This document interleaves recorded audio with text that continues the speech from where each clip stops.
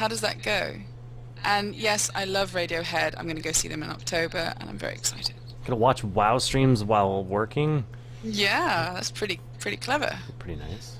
So, and DKYO123, my research that I talk about a lot is usually more about the high-end guys because that seems to be what people want to know about. But no, when I started my research, I actually spent 9 months with a very casual raiding guild.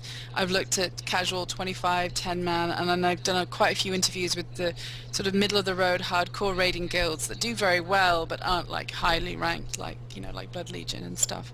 So actually, I'd say that probably done a pretty good job across the board, but you could always talk to more groups. It's amazing how I've looked at my data, I've got lots of people I've talked to, but I still feel like I could talk to more. So I haven't done too much analysis on the occupation of raiders, but that would be an interesting question.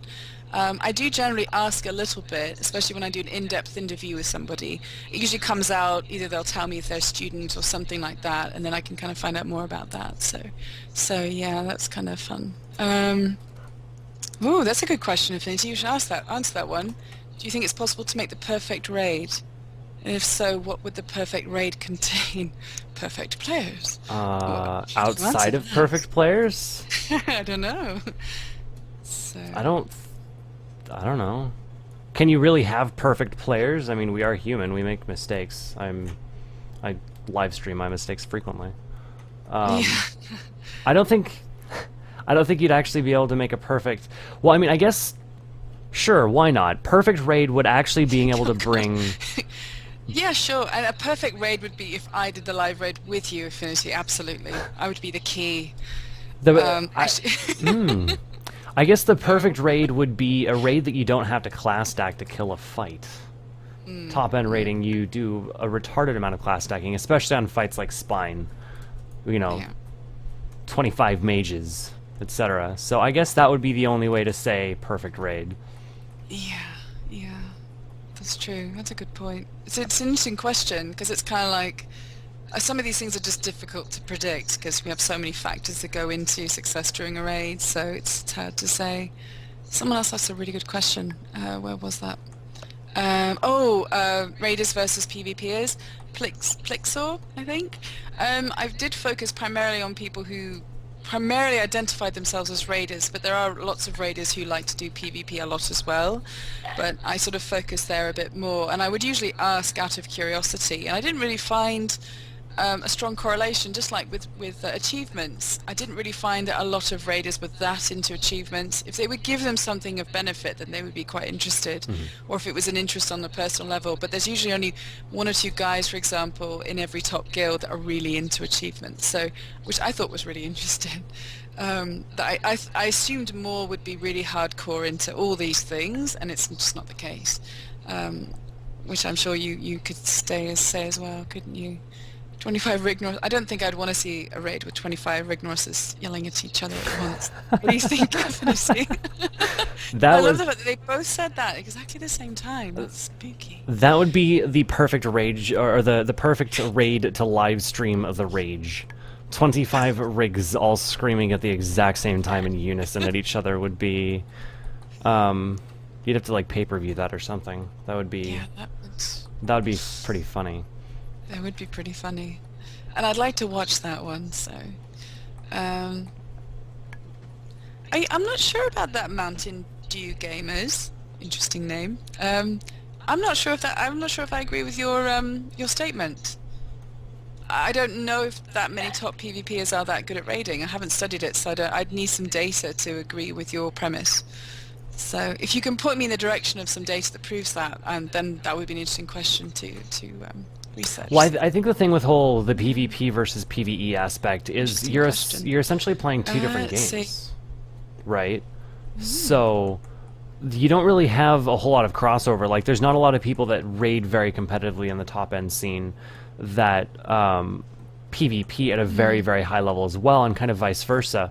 And there's kind of a reason for that, and it's because it literally is a completely different atmosphere in how you're playing and kind of tackling encounters or PvP, and kind of the fast-paced movement of PvP versus the, I guess you could call it almost repetitiveness of a PvE encounter. So I think that's why you wouldn't see a whole lot of crossover between the two, is because you're essentially playing two totally different games. Yeah, I think a lot of people feel that way about the difference between the two, which is why I realized that not all top. I just assumed initially that all, especially the best raiders in the world would be the best PvPers, and of course that's not true. But yeah, I don't know. And someone just asked another interesting question about the fact that they've noticed that, at least with their personal experience, that PvPers tend to be a lot more level-headed and calmer, and raiders tend to be angry and rage more. Have you been doing, Ross, have you been doing a lot of the sort of pug type raiding or LFRs and things of that nature? Because I have noticed that people have a lot shorter fuse when it comes to random and sort of picked up groups as opposed to pre-organized raiding. I mean, I have noticed that kind of rage overreaction at times from people. People have different thresholds of patience, I would say. And some people just don't realize their own inability to perform, which can be a problem. So they don't have this situational awareness, is a good way to put it. There's other things like the Dunning-Kruger effect and things that sort of people don't realize their own lack of competency as well, which can be a problem with groups. It's just much bigger groups, I think. So,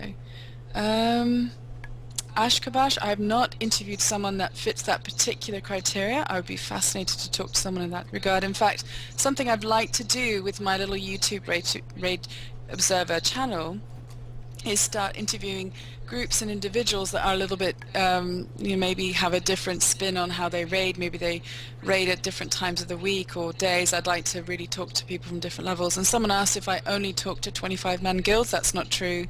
I've interviewed people from all different size raiding guilds, and then also I have talked to people at different levels as well. So I would like to continue that with my crossover sort of publishing more of my interviews with people, since obviously what I did, my research, I can't publish that like I have with this, although it will be in my thesis when it's done, you guys can read that. So let's see. Oh yeah, funding. No, it's not a hobby. It's a fully fledged PhD at a university called Durham University. It's the third highest ranked university in the UK, and it's there's a mixture of funding, some self, but some also funding through my department, so, at my university, so. And Tunchi, I do think that there is a smaller percentage of, when it comes to diversity, it also depends on where you are, but I do think that gaming in general, especially with minority groups, I think is sometimes, depending on the type of minority group, can be slower to get to things like raiding. And I'm always particularly thrilled when there's my diversity, not just that, usually the typical kind of white young male that's playing. I think there's lots of different types that should be playing more, but I do think it's less common to run into people of different backgrounds, women, older people of different colors, But we do see, I think we're seeing a growing change in that, but I do think that's still a bit of a problem, less diversity there, so. Oh wow, that's an interesting question about the unkillable bosses. Sora's asking, Affinity, about boss fights that have been called by top-end raiders as unkillable, but then in the past a completely different unknown guild out of nowhere kills the encounter. This has happened more than once. Yeah. What do we think? Sorry, your question cut out at where did it go? It's annoying that there's a cap on it. Yeah. This has happened more than once now. What do? I mean, what do we think? I think the whole unkillable is kind of. I think Yogg was a very, very extreme case of unkillable.